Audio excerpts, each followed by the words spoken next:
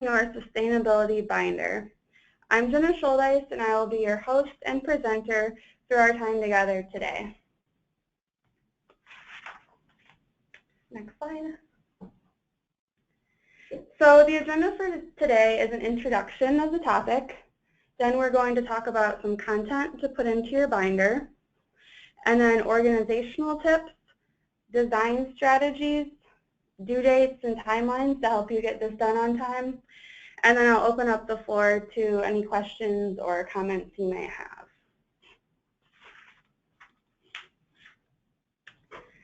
So before we jump into the discussion of the actual sustainability binder, I want to mention how we define sustainability here as VISTA. So sustainability within the context of our framework. Sustainability is a lasting outcome of the capacity building activity or intervention. This may include maintaining service after the CNCS resource is gone, maintaining enhanced or increased services after the CNCS resource is gone, or both. Sustainable projects and programs have institutional procedures, resources, and processes that ensure the continuation of expanded or enhanced beneficiary services. So what I want to point out in this definition is the institutionalized procedures. Procedures, without writing something down and recording your best practices, your work is not really considered sustainable to us. During your service year, not only creating new programs and services are beneficial, but also making sure that your work becomes institutionalized is even better, because that way you can make an even larger impact.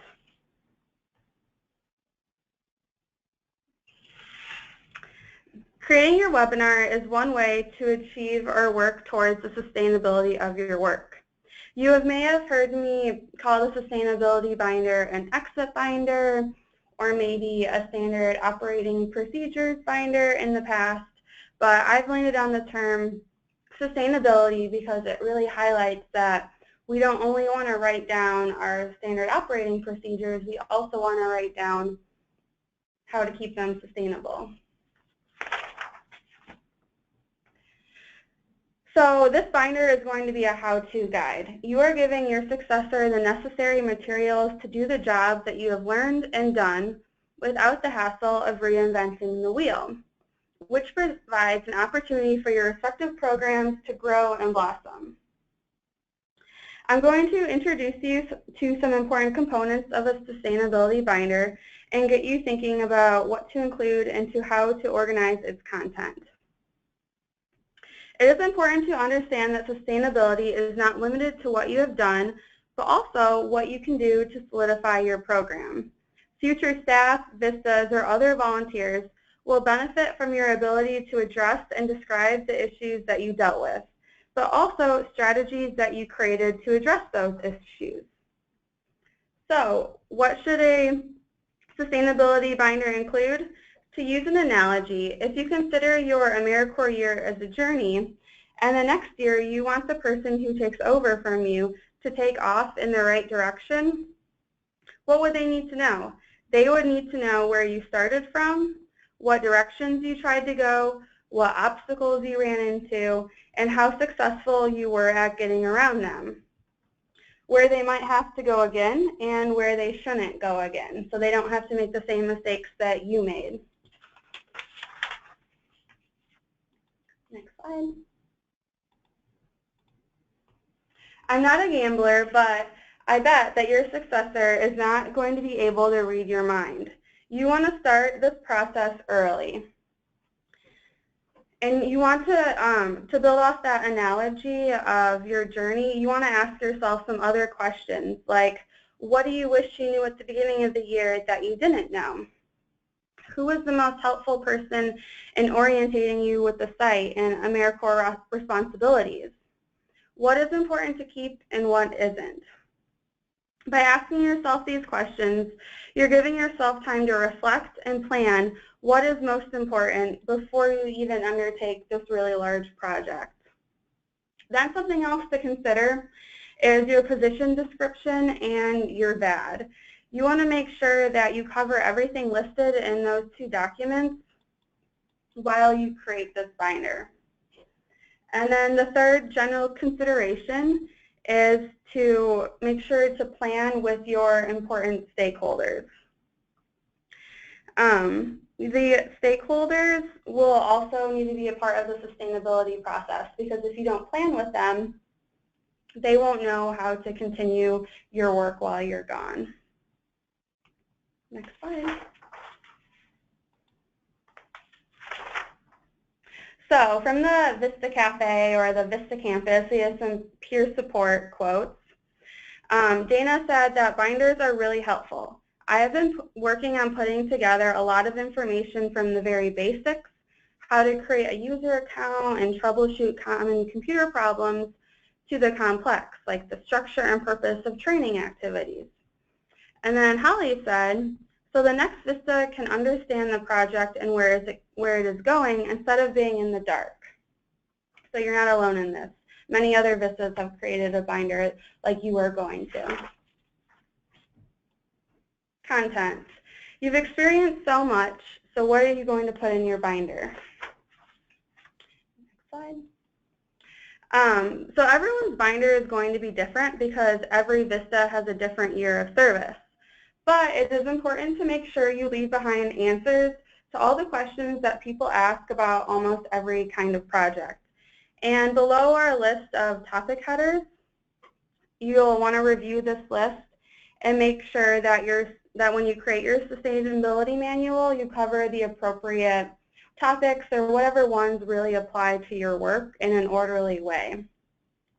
You may also create other sections as needed, but this is just kind of a good starting point for everyone to look at later on. Next slide. So the first thing I think all binders should have is a letter from a former member. The experience of a former member can help inspire and encourage the next person who takes their place. So this letter is pretty short. It's just a paragraph long, and you can read it on your own, but it really gives the binder kind of a personal touch. It makes the next person who reads it think that, you know, Jane did this, I can do this too. So I would include a letter as your first kind of piece of your binder.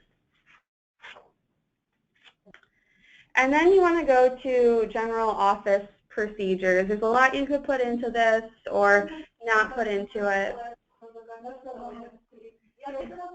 If you don't have your mic muted, could you please mute your mic so that way we don't hear any feedback?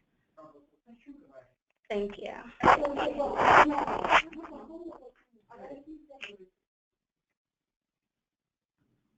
Okay, that helps a lot. Thank you, guys. So think about the forms and files that you use regularly. Are they in the computer or are they in your cabinet, and how are they organized? So you could have a section about that. What about your office calendar? Is it electronic? The new person will not necessarily know where to go to for upcoming events, so let them know. Is there a printer, a fax machine, a copy machine? What are their procedures? What about the mailing procedure?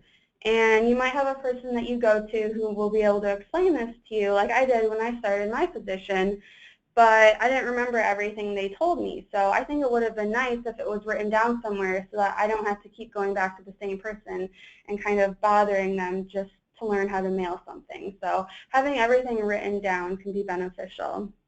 Same with office dress code. It's not implied that the person is going to know what your dress code is. It varies greatly. Some VISTAs wear jeans, others have to wear suits. So if they know that on their first day, it will help make them feel a lot more comfortable within their role.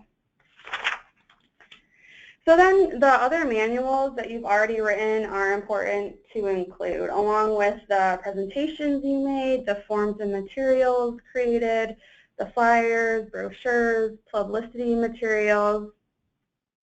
You want to include that so they can either be referenced to or reused. For instance, with this Community Safety for New Americans flyer, if the person who takes over for the VISTA wants to have another event, they can just adjust the date and the location, and it will save a lot of time later on.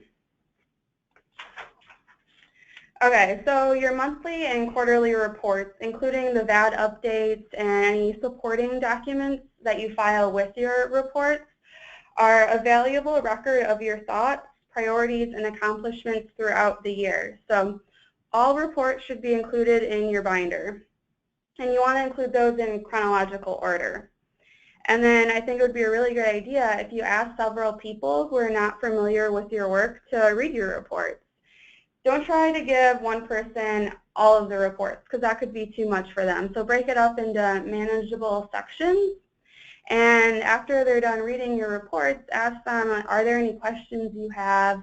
Is this clear to you? Are you able to get a picture of what I've done from start to finish? And then also you can reread your own reports in order and reflect if there's anything you'd like to add to your report so that the next person who reads them is completely filled in. And then through reading those, you can kind of see what worked, what didn't work, what goals weren't met, and you can put in there solutions or ideas to move forward. Try not to lay blame on individuals if something didn't get done within the binder, since this is a professional document. Instead, try to be more forward-thinking and give possible solutions for the next person.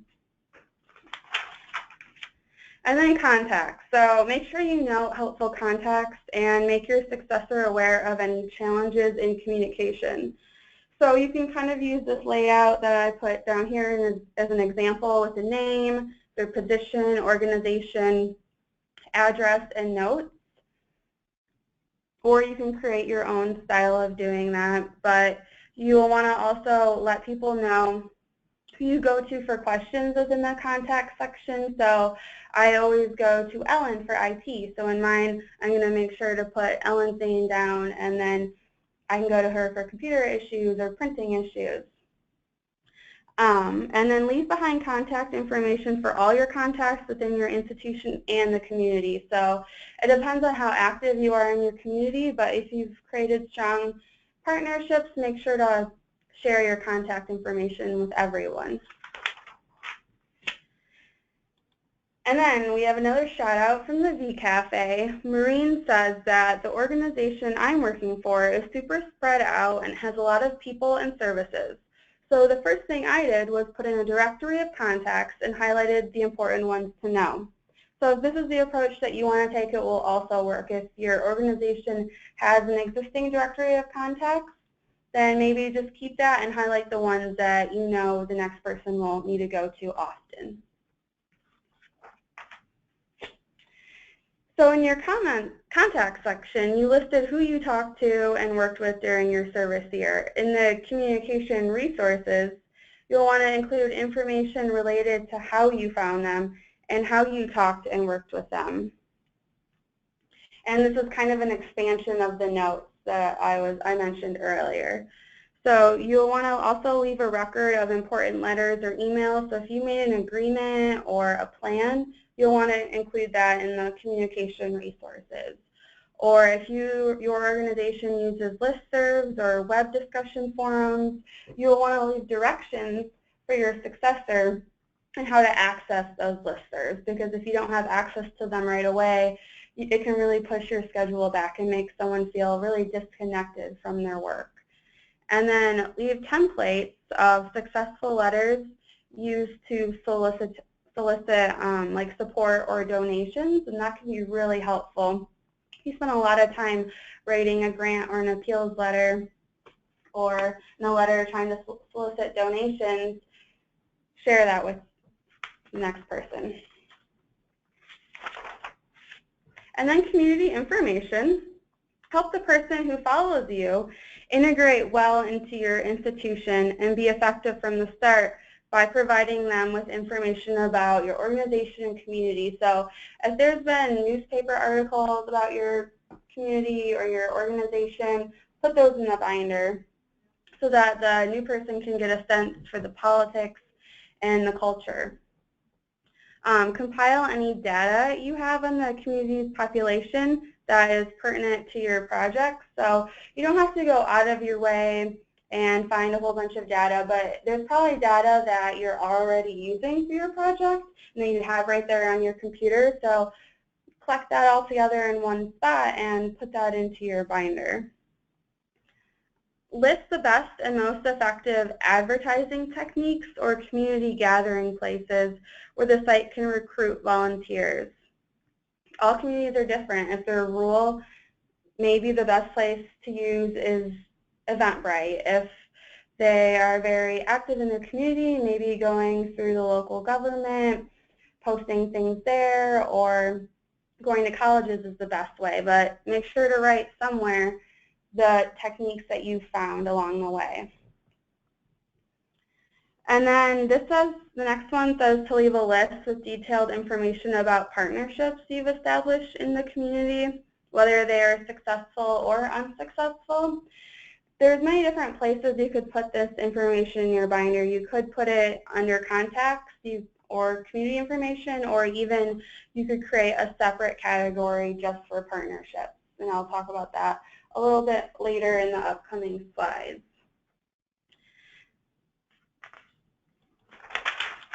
And then we have organizations and civic clubs. So this will just help the person with their health and wellness, with their knowledge around the community. It will help them integrate and maybe even build partnerships.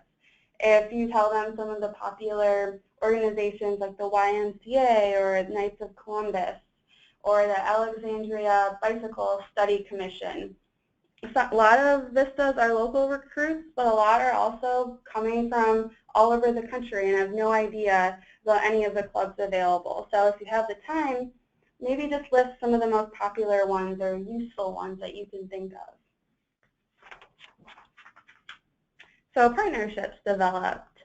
If you create a section for this because you're doing a lot of partnership building, then you'll want to inform your point of contact of your departure. You'll want to, if possible, make in-person introductions. And if you do this, if you're not able to inform your point of contact in your departure, you'll want to mention that in your sustainability binder. And then you'll also want to mention the partnership, your point of contact at the partnership, what their preferred method of communication is. Some people really like email. Others are a lot better to be contacted through the phone. So list that along with any personality quirks.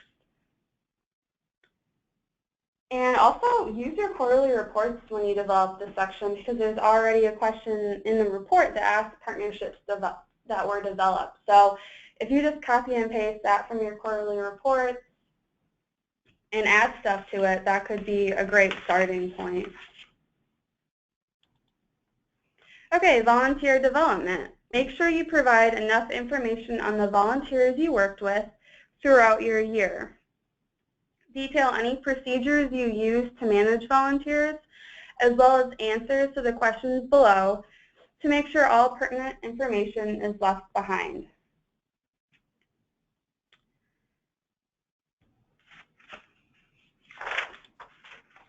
Grant and funding opportunities. In your contact list, include information on donors you worked with, large and small. Leave contact information for a pizza place that gave free food, as well as for the big donors, because they all make an impact on the work that we do. Detail the names and provide copies of applications of grants you applied for. If you received the funding, detail the reporting expectations the funder has. If you didn't receive it, detail the feedback that you received from the funder and how you think you can improve upon your application. Furthermore, if you do any fundraising, you want to include your fundraising events and the materials that you used for the event, the budget, whether you held events or not. You may also include suggestions for future events. Training opportunities. Every community has different opportunities, but think about what kind of classes, workshops, conferences are available in your area and create a list of the most beneficial ones, along with scholarship opportunities. or people in the community who are experts and who would be really beneficial to talk to. Again, not everyone's going to know the community, so if you can list it, that'd be great. And then training notes. So Maureen said, then I kept track of my schedule for my orientation and noted which events, meetings, shadow experiences were most helpful. So what I liked about the idea of including training notes into your binder is that sometimes people can get overwhelmed with the amount of trainings or the webinars or the readings that are available. And if in your notes you say, if you don't have enough time, focus on A, B, C, that will really help the new person see what to focus on with a limited amount of time in the office. Alphabet soup. I recommend to have a reference list of special abbreviations or symbols, and this can be either organization specific or project specific or even both. Many people before starting this program don't know what ORR or USCCB or MRS stand for. And if you create a list of the top abbreviations that you've learned away and tell the member, quickly study this, it will save time in the long run. It's a really good idea. Donations. So Maureen again said for donations, keep a list of the company who donated, the contact person, phone, email, what they donated, and any notes on the process of getting donations. So you probably already have a donation tracking system. But if you do work a lot with donations, make sure to include this in some capacity. Make sure to reference where they can find the donation tracking system or anything that you know that the next person needs to know. Meeting minutes and notes. So Tiffany said, I keep a small notebook with me for my sloppy notes.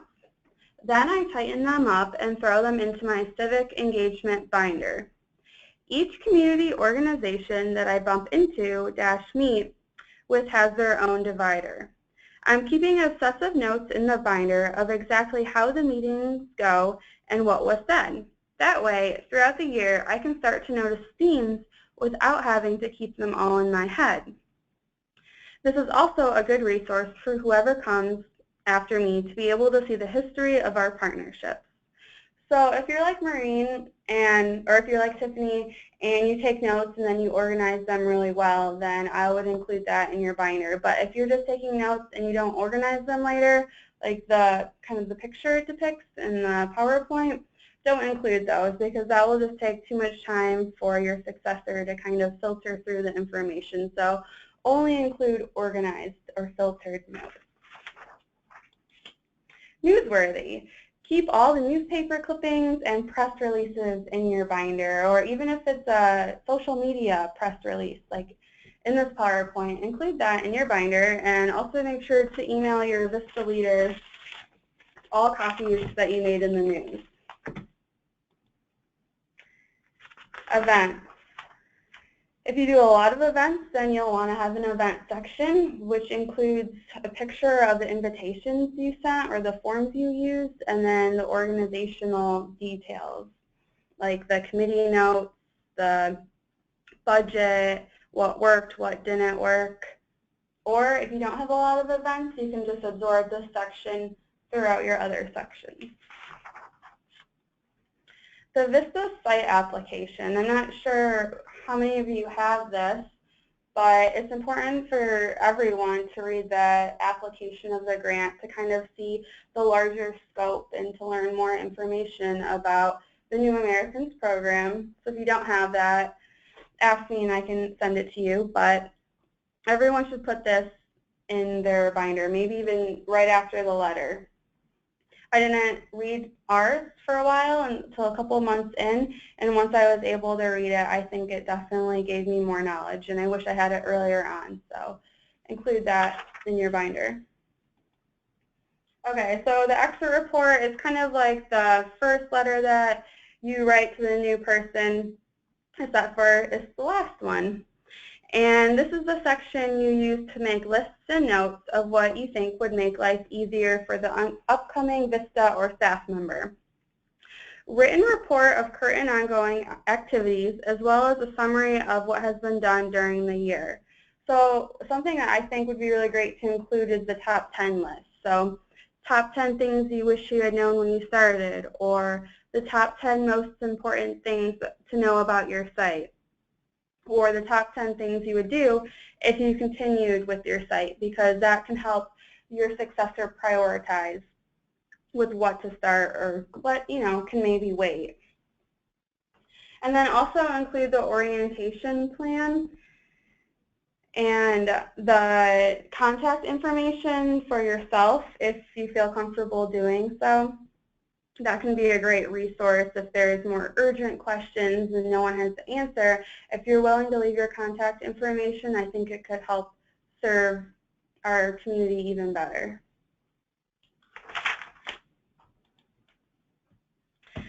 So Patricia says, tell the binder everything. If you have tips, tricks, or shortcuts in your head, write them down. The next VISTA may not be a telepathic mind reader. So we just talked about some possible content ideas. Now we're going to talk a little bit about the design and organizational strategies and how to make the manual easy to read. Table of contents. That's something many people forget about, but it's just as important as everything else.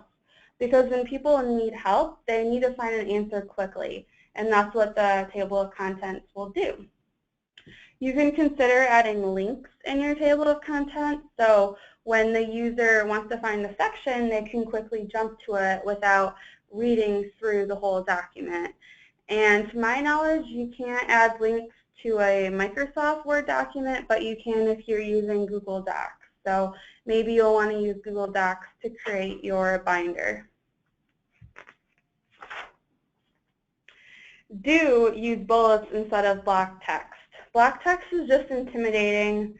People don't want to read it, and it's hard to read. So as much as possible, use different kinds of bullets or arrows, highlighting, colors, ways to break up the text and make it readable. Also, stick with one font. You want your binder to be easy to follow. It should be as consistent as possible. Constant font changes are distracting and annoying, as you can see from the example I have on the slide. So use some of the more easy to read fonts like Times New Roman or Georgia or Bookman that are listed on the slide. And I kind of mentioned this earlier when I was talking about messy notes, but don't treat your binder like a journal. This is a sustainability binder, and it's for programmatic purposes. It should look neat and professional, and there really should be no handwriting in it. Avoid that as much as possible unless we've previously discussed that.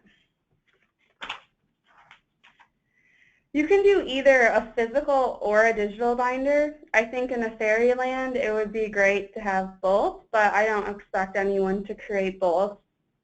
There's pros and cons to each form, and I think you should really think about each way before you start.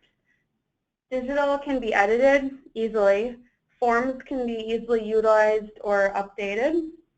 And you can use Control-F to search within the binder if it's digital. And they don't die in fires or floods. So those are some of the benefits to that. But on the other hand, some people will learn best from a physical book. And logistically and technology-wise, it's not always easy to put a Word document and a PDF and a picture of a flyer all within the same area. So if you don't know how to handle that technology-wise, then a physical binder might be for you.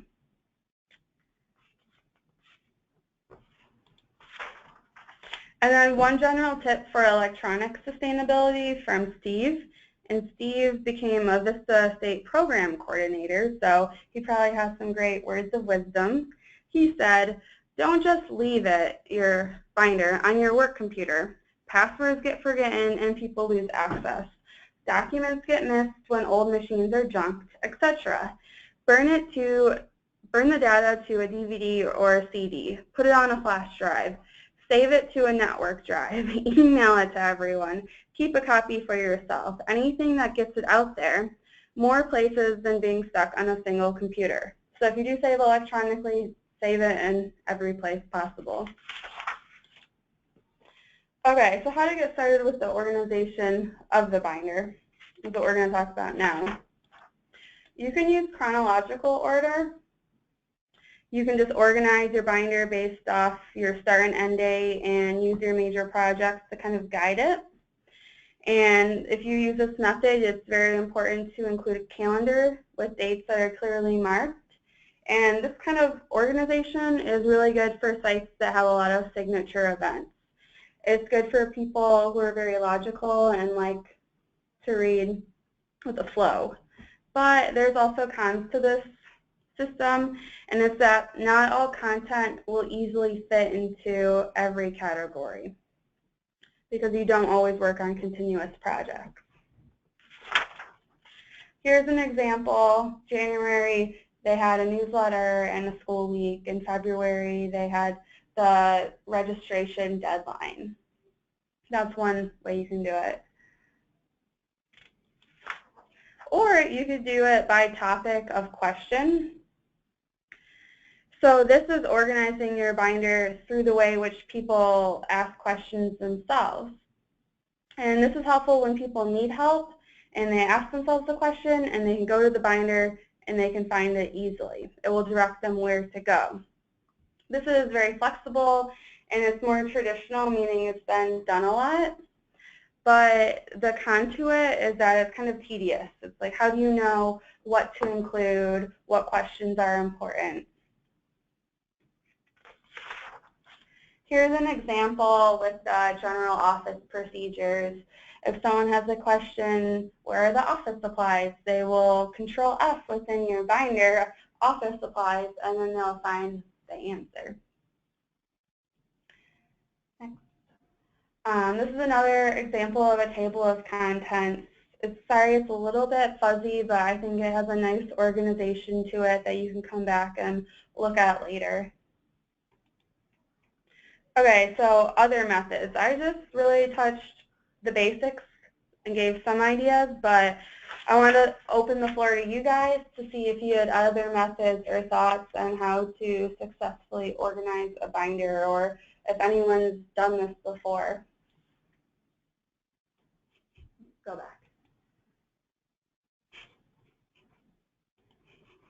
So if you do have any ideas, I know you guys usually like to stay pretty quiet, but if you do, you can just raise your hand and then I will unmute you and then everyone will be able to hear your thoughts.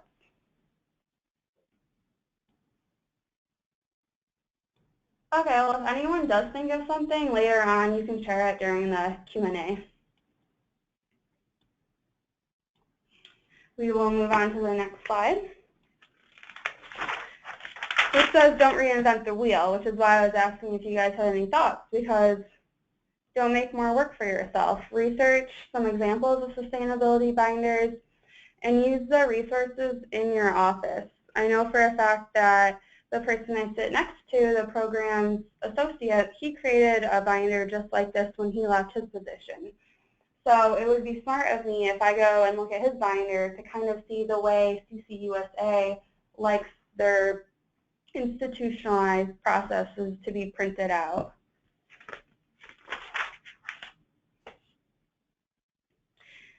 Creating a system is important. You want to document everything, but sometimes it's hard to do that. And narratives are also great with telling your story.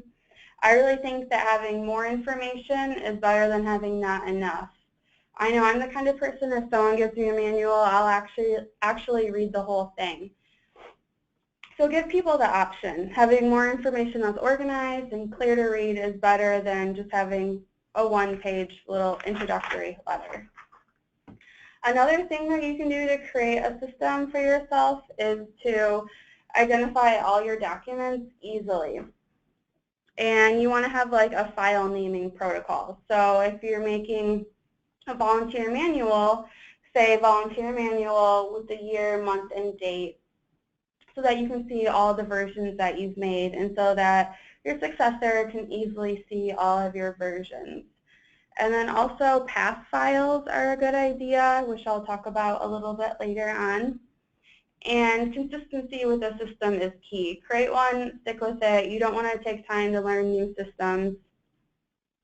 And just try to make sure everything is uniform within the binder so that the next person is not confused with the system that you're using. File names. So Jonathan said, we have a shared network. So I have all of the more essential documents in the binder with a cover page. The cover page has the name of the file, if applicable, the purpose for the document, when the document should be used or accessed, and the location on the server. Because, as Aaron mentioned, my files are in a labyrinth of folders guarded by David Bowie in a ridiculous outfit. So you missed some of the backstory about Aaron there, but you get the point that to him having his files organized is really important. If you want to learn how to create a file path, later on you can click on this video. It's just 2 minutes. It will tell you how to do that in Microsoft Word 2010. But you can really Google how to do it for any version of Word or whatever program that you're using.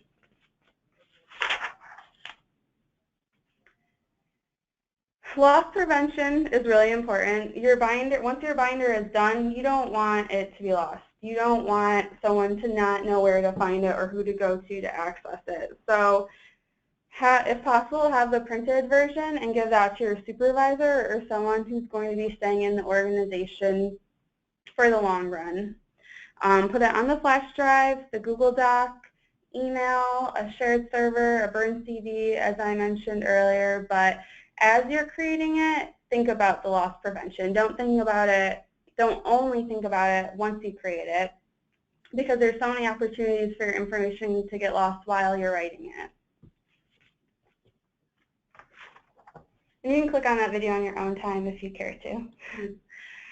So when should my binder be completed? Ideally, it needs to be completed 3 weeks prior to your last day. You're going to want to create a schedule and a calendar system, and within your calendar, put the date and time that you're going to be working on your binder. Because you don't want this to be a last-minute activity where you just throw stuff together. That will be really apparent to the new person that you didn't take enough time to create a systematic learning process for them. So ideally, maybe work on this weekly. You have a set day every day where you work on it. Works in progress may be requested just because this is so important. We've already had people on the team leave and not create a binder, and it's very apparent to me that the next person who's picking up in that VISTA spot is confused and doesn't know what to do. So the quote on the right says, to be early is to be on time, to be on time is to be late, and to be late is just sad. So try to start this early and keep yourself accountable. If you need accountability, ask a friend in the office or ask your supervisor to every 2 weeks check in on you and say, hey, how's your binder going? You know yourself best, so listen to yourself. And you're not alone. Everyone is making one of these, and there's a lot of resources available. Your supervisor, your VISTA leader, your VAD, there's the VISTA campus, there's Facebook groups that talk about this given topic. So I know it's a daunting task with all the information I just provided, but it's very doable, and I know we can all do it. So in summary, the next VISTA is not a telepathic mind reader. You want to introduce your system and strategy to them. Don't forget to keep a running task list. Update your binder as things happen. Keep an idea journal that's organized that you can add to your binder, and make multiple copies. And then lastly, proofread. Ask many people to go over your work. Ask them what questions that they may have, and see if you have any errors within your work.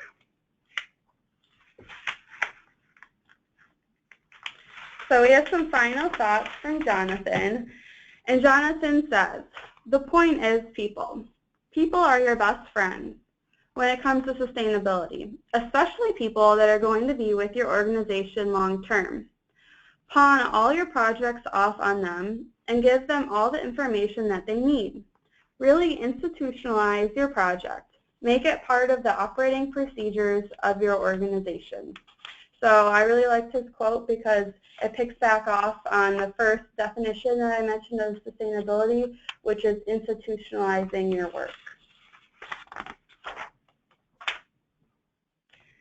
Okay, so that ends the lecture portion of this webinar. Now I'm going to open up the floor to any questions. You may type in the question box, or you can raise your hand through the raise hand function, and then we can unmute your mic and you can share your question over the line. So we'll just give it a couple seconds to see if anyone is typing any questions.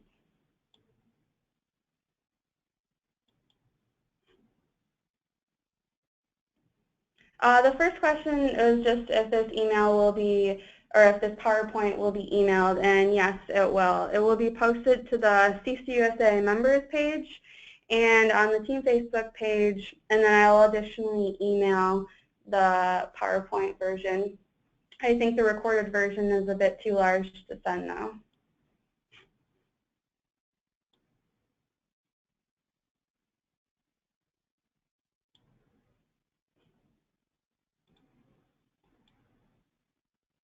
All right, so if you don't have any questions at this time, you can always email me later since this is a lot of information to think about. And thanks so much for listening. Take a look at the Facebook page too if you want to view the recording later. Have a good weekend.